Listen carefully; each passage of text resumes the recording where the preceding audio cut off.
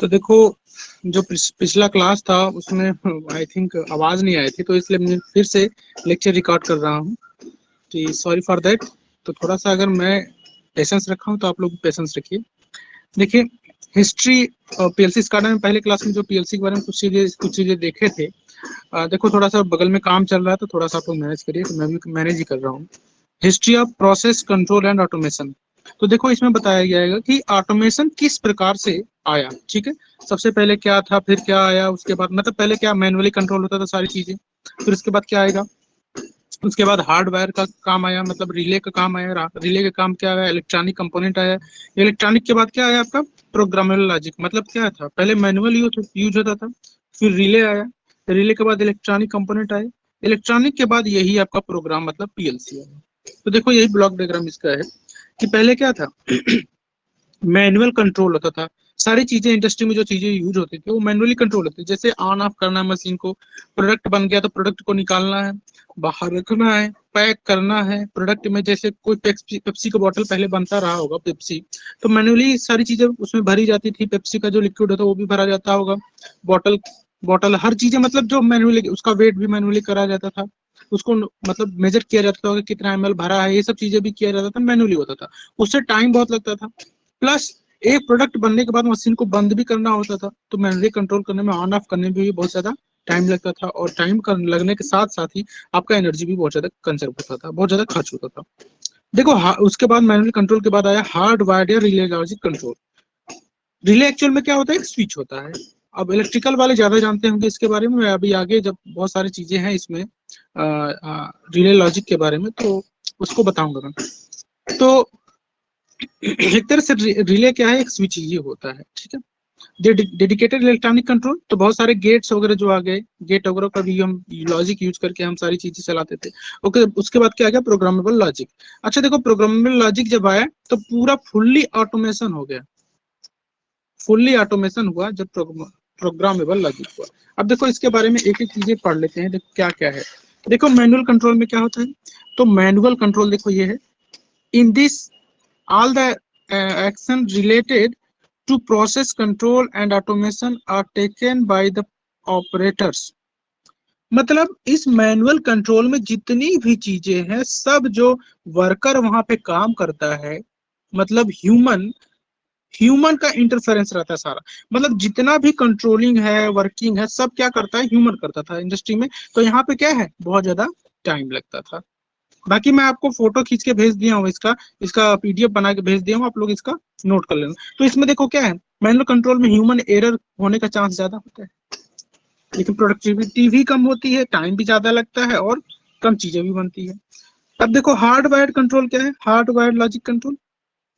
तो देखो hard wired logic control में सबसे बड़ी बात यह है कि फर्स्ट टाइम ऑटोमेशन जो स्टार्ट हुआ इसी के कारण स्टार्ट हुआ। ठीक है, तो रिले का यूज मतलब हार्ड वायर्ड लॉजिक कंट्रोल। ठीक है, ऑटोमेशन का फर्स्ट स्टेप लिया गया तो हार्डवेयर लॉजिक कंट्रोल, इसमें पढ़ लेना आप लोग। बाकी देखो इसके बाद इलेक्ट्रॉनिक कंट्रोल आ गया, जैसे माइक्रो प्रोसेसर आ गया। इसमें देखो यहाँ तो हार्डवेयर आया मतलब रिले, और डेडिकेटेड इलेक्ट्रॉनिक कंट्रोल मतलब माइक्रो प्रोसेसर, इसको माइक्रो प्रोसेसर बोलते हैं, माइक्रो प्रोसेसर।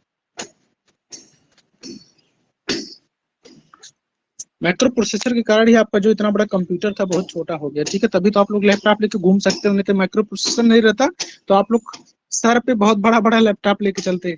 ठीक है, तो डेडिकेटेड इलेक्ट्रॉनिक कंट्रोल में जैसे माइक्रो प्रोसेसर आ गया, बहुत सारी चीजें स्टोर कर सकता था और हाईली इफेक्टिव परफॉर्मेंस वाला ये इलेक्ट्रॉनिक डिवाइस है माइक्रो प्रोसेसर। अब देखो इसी तरह से अब पीएलसी स्काडा को आने से क्या क्या एडवांटेज हुआ, सबसे बड़ी चीज क्या है, रिड्यूस स्पेस। बहुत बड़ी चीजें जो यूज होती थी, जैसे हार्डवेयर कंट्रोल हो, बहुत बड़ी बड़ी चीजें होती थी, मैनुअल कंट्रोल करने में मशीनें बहुत बड़ी बड़ी होती थी। इसी तरह से रिड्यूस हो गया स्पेस, एनर्जी सेविंग हो गया, 1/10 पावर लगता है, इजी मेंटेनेंस किया जा सकता है, इकोनॉमिकल, लेकिन ज्यादा क्या है, महंगा है। अब देखो पीएलसी में क्या क्या चीजें यूज होती हैं, ये भी चीजें थोड़ा सा आप लोग को जानना चाहिए। देखो सबसे बड़ा इंपॉर्टेंट चीज यहीं से आपका पीएलसी का क्वेश्चन जो आना स्टार्ट होगा। देखो पीएलसी, तो व्हाट इज पीएलसी। तो पीएलसी देखो क्या है, पीएलसी में मैनुअली यूज क्या होता है, अगर देखा जाए तो पीएलसी में क्या क्या चीजें यूज होती हैं, जैसे देख लो यहाँ पे लिखा है, PLC is basically programmed interface between field input like limits तो देखो सबसे पहले पीएलसी में यूज क्या होता है, limit switch, sensor, transducer, push button, ठीक है, and control elements like actuators, solenoid, valves, damper, drive, LED, hooters. जैसे हूटर्स, एलईडी, ड्राइव्स, डैम्पर्स, ये सब चीजें आउटपुट डिवाइसेस होती हैं, ठीक है। लेकिन स्विचेज वगैरह हो गया, स्विचेज नहीं, सेंसर जो है, ट्रांसड्यूसर, वो क्या होता है आपका, पुश बटन, ये सब क्या है, ये सब चीजें आपका होता है इनपुट डिवाइस, ठीक। देख लो यही है। कंट्रोलर कंसिस्ट ऑफ फॉलोइंग, क्या क्या यूज होती है, input module, CPU, program memory, output बस, बस सिस्टम, पावर सप्लाई। तो इनपुट हो गया, सीपीयू के साथ मेमोरी हो गया, आउटपुट, इनपुट के साथ आउटपुट हो गया, सीपीयू हो गया, मेमोरी हो गया, बस सिस्टम हो गया, पावर सप्लाई हो गया। तो 5 चीजें इसमें यूज होती है। तो ये पीएलसी ब्लॉक डायग्राम। मतलब देखो पावर सप्लाई अगर बोलेगा पीएलसी कितने वोल्ट पे काम करती है, तो 220 वोल्ट एसी और 24 वोल्ट डीसी पे काम करती है।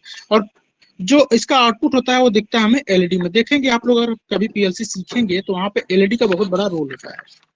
देखो पीएलसी का ब्लॉक डायग्राम किस तरह से होता है। देखो पावर सप्लाई हो गया, इनपुट, आउटपुट, अब देखो बीच में जो सीपीयू होता है, सीपीयू और मेमोरी का काम, उसके बाद फील्ड इनपुट, कंट्रोल और प्रोसेस मशीन। देखो सबसे पहले क्या है, इनपुट है यहाँ से, जैसे सेंसर, इनपुट यहाँ से भेजेंगे तो ये सीपीयू के पास जाएगा, और सीपीयू में क्या होता है, मेमोरी होता है। मेमोरी अब देखेगा भाई ये क्या भेजा है, क्या कराने के लिए, इसको देखेगा, और मेमोरी में जो स्टेयर है उसके हिसाब से काम कराएगा। अब क्या कराएगा, सीपीयू को भेजेगा, सीपीयू क्या करेगा भाई, ठीक देख लिया। तो ये क्या है, सीपीयू के साथ देखो ये भी कंट्रोल यूनिट, प्रोग्राम मशीन, सब कंट्रोल, सब लगा रहा होता है। सीपीयू ही कंट्रोल करता है सब कुछ चीजों को, और कंट्रोल यूनिट भी कंट्रोल करता है। अब सीपीयू इनके साथ एग्जीक्यूट कराएगा, फील्ड इनपुट और कंट्रोल के साथ, इसके साथ एग्जीक्यूट कराएगा प्रोग्राम को, और उसके बाद आउटपुट देगा। तो सबसे पहले पावर सप्लाई जो काम करती है 220 वोल्ट एसी या 24 वोल्ट डीसी पे, और जो मेमोरी काम करती है वो कितने वोल्ट पे, आपका 5 वोल्ट डीसी पे। अब प्रोग्राम मेमोरी के किस टाइप की होती है, रोम, इप्रोम, डबल इप्रोम। ये क्या होता है, प्रोग्राम मेमोरी इतने टाइप की यूज होती है। देखो इनपुट जैसे सेंसर, आउटपुट जैसे एलईडी, सीपीयू में मेमोरी यूज होती है। फील्ड इनपुट क्या है, मतलब फील्ड से कोई गड़बड़ी आ रही है, जैसे कि फील्ड से कोई गड़बड़ी आ रही है तो क्या करेगा, अगर जैसे कि कोई दिक्कत आ गई, मशीन चल रही तो उस मशीन में कोई दिक्कत आ गई, यहाँ से आप इनपुट दे रहे हैं लेकिन मशीन में कहीं दिक्कत आ गई, तो ये यहाँ से प्रॉब्लम भेजेगा फील्ड इनपुट के पास, और फील्ड इनपुट प्रोसेस कराएगा मशीन में कि भाई क्या दिक्कत है, और कंट्रोल यूनिट अगर रोकना रहेगा तो पूरे प्रोग्राम को क्या करेगा, रोक देगा। इसलिए ये फीडबैक है, एक तरह से देखा जाए तो फीडबैक है। आप लोग पढ़े होंगे फीडबैक, एक तरह से फीडबैक है, ठीक है। आउटपुट को इनपुट से कनेक्ट करने वाली बात है। ऑटोमेटिक ये होता है, मैनुअली नहीं, ऑटोमेटिक। अगर कोई दिक्कत आती है मशीन ऑटोमेटिक रुक जाएगी, ठीक है। तो ये आपका क्या होता है, ब्लॉक डायग्राम। आज के लिए इतना ही, बाकी मैं कल से आप लोग को बोर्ड पे पढ़ाऊंगा। Thank you class.